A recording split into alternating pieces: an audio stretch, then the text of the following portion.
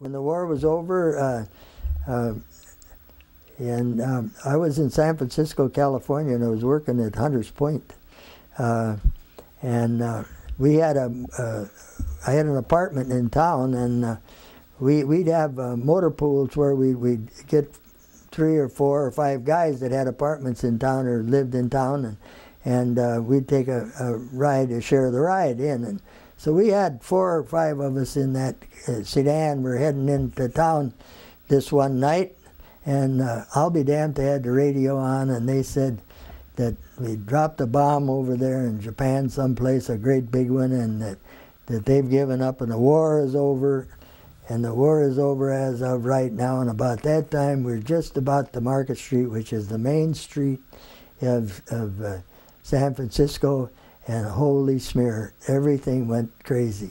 The stuff was flying out of the windows of all the offices, just like the New York City parades. It was really crazy, and everybody was dancing in the street, and they were happy and laughing and kissing each other. The guys that grabbed the quickest gal they could find, boy, right then, because it was hugging time and kissing time, and everybody's hollering, and all the office people are hollering out from up there, and as we're driving, right, just like they're receiving, like we were coming in or from something famous or something, and so, boy, I said I was the first one out of the car, and I was right in the middle of Market Street, and California and Hyde Street was up the street a ways from there, which is right in the middle. And I jumped off of out of that car, and I got on that cable car, and boy, I just held tight, and we whooped up that hill, and I had to go up a couple of very steep hills to get to California, and Hyde Street was my intersection where I got off of the cable car. And I got off that cable car, and boy, I hoofed it right straight up the hill, another block to where my apartment was. And I had an apartment because, and I won't go into that, but I had an apartment right there, was saving it for somebody.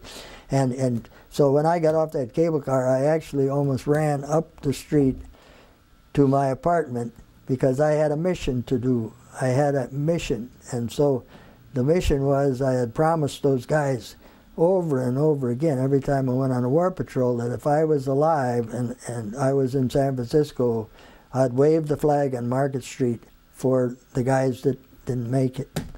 And so here I am, all excited, really excited. I got a quick shower, got in that shower and out of there in no time at all. Put on the old dress uniform, had the cap and the whole works, and I got out of there right away, and I'm heading down the street. I had to go to catch the cable car down a very steep hill, and I was right at the top of that hill. As I started down, a little kid was playing in the gutter right alongside, and I'd have walked right past him, but he had a little flag, and it was just about that big. And I looked at this kid, and he's playing in the storm sewer, and he's got this flag, and he's monkeying around, throwing the sand in there. And I looked down at that kid, and I touched him on the shoulder, and I said, "Hey, kid, I'd sure like to buy your flag." "No way. No way." $10, got the flag. Give him $10, and I'm on my way with my flag. So, all right, I'm all set. Now I have to get to Market Street. And so I got the cable car, and I got my flag, and everything is quiet on the way down, and I get there, and all of a sudden, as I was getting close to Market Street, I looked ahead, and I could see smoke. And I thought, what in the hell is the smoke coming? Where's the smoke coming from? And then I could hear a lot of noise, you know, kind of a roar kind of a thing. And so I got off that cable car, and I was right at Market Street, so I didn't have any room at all to go. It stopped, and I just headed for, but what I saw as I got off that cable car with my flag, and I'm going to, by God, do it, was I saw the biggest riot you ever saw in all your life. I mean, the fire trucks were stranded. The fire trucks had been pulled in there. There were fires all the way down the street.